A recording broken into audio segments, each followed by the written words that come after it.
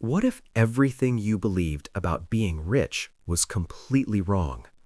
What if the people you call poor are actually the richest people alive?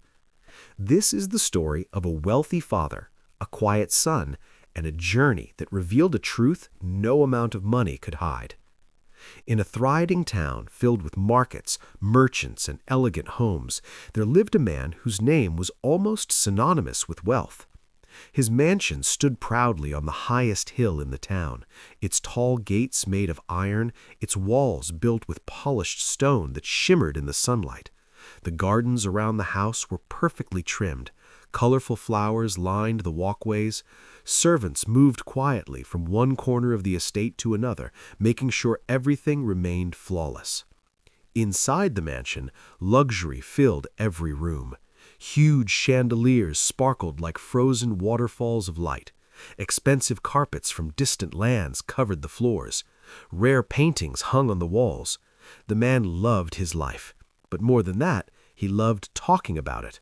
Whenever guests visited, he would proudly lead them through the mansion, explaining where every object came from. "This table," he would say proudly, touching the polished wood, "was carved by the finest craftsman in the world. And that chandelier, imported from overseas, one of a kind." His friends often nodded in admiration. Some envied him. Some simply smiled politely. But the wealthy man believed one thing with complete confidence. Money was the true measure of success. Money was power. Money was happiness. And in his mind, he had plenty of it. The man had a son who had been studying in a faraway city for many years. The boy was intelligent, calm, and thoughtful. Unlike his father, he rarely spoke about wealth or possessions. When the summer vacation finally arrived, the boy returned home. The mansion was filled with excitement. Servants prepared the finest meals. Rooms were cleaned again and again. The father was thrilled to have his son back. But after a few days, something began to bother him. The boy did not seem impressed by anything. Not the marble floors, not the giant gardens, not the luxury that surrounded them. He simply smiled, spoke kindly to the servants, and spent long moments quietly observing the world around him. The father began to feel uneasy. Does he not realize how fortunate he is? He wondered. So the father came up with an idea. He believed his son needed to see the real world, the harsh world of people who struggled every day. One morning, just as the golden sunlight began to warm the town, the father called his son. "My boy," he said confidently, "today we will take a journey." A magnificent chariot was prepared. 2 powerful horses stood ready, their hooves tapping against the stone road. The father and son climbed inside, and their journey began. At first, they passed through the wealthy part of the town. Large homes, decorated streets, and busy markets filled with expensive goods. But soon the scenery began to change. The roads became narrower, the houses became smaller. Soon they reached the quiet countryside where farmers and villagers lived simple lives. The father carefully pointed out everything. "Look there," he said, gesturing toward a small house made of wood and clay. "That entire family lives in that tiny place." They passed farmers bending over their crops under the hot sun. Children ran barefoot through the fields, laughing as they chased one another. Women carried baskets of vegetables they had grown themselves. The father spoke again. "These people work from sunrise to sunset just to survive." The villagers greeted the wealthy man respectfully as his chariot passed. Some bowed their heads politely. The father sat proudly. "Now my son will understand the difference between wealth and poverty." They stayed in the countryside for 2 days. 2 full days observing the lives of people who owned very little, yet continued their lives with smiles and laughter. The son watched everything quietly. He listened, he observed, but he said almost nothing. When they finally returned home, the sun was beginning to set. The mansion glowed warmly under the evening lights. Servants opened the grand gates as the chariot rolled inside. That night they sat together for dinner in the enormous dining hall. The table was covered with silver plates and fine dishes prepared by the best cooks in the region. but the son remained quiet. The father noticed this. Inside, he felt satisfied. The trip must have opened his eyes. Finally, the father leaned forward and asked, "My son, tell me, how was our journey?"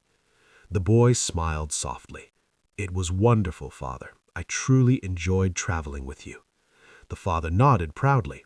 "And what did you learn from seeing the lives of poor people?" The boy paused. For a moment, silence filled the room. Then the father said confidently, "You must now understand how difficult their lives are." But the boy slowly lifted his eyes, and what he said next completely surprised his father. "Father, I learned something very different." The father frowned slightly. "What do you mean?" The boy began speaking gently.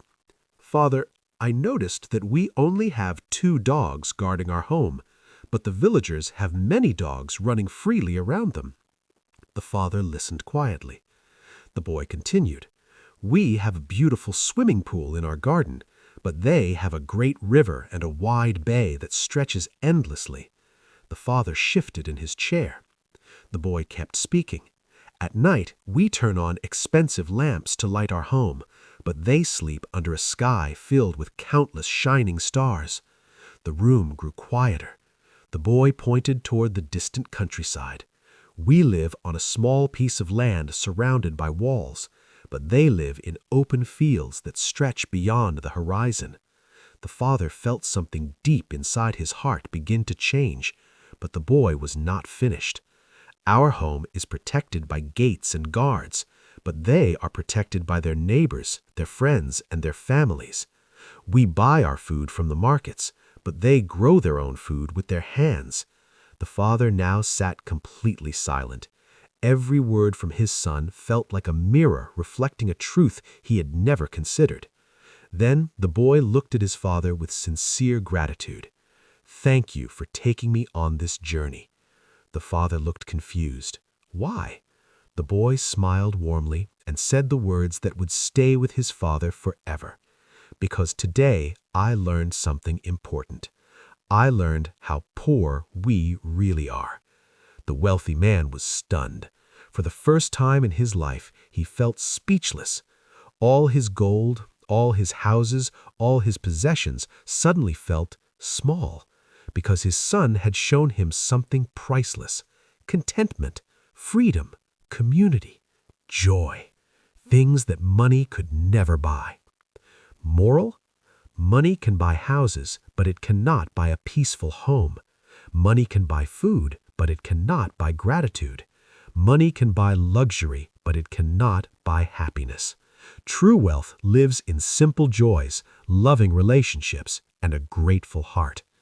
Now think about this for a moment. Who do you believe is truly rich? The one who owns the most, or the one who needs the least? Share your thoughts, because sometimes the greatest wealth is the wisdom we discover together.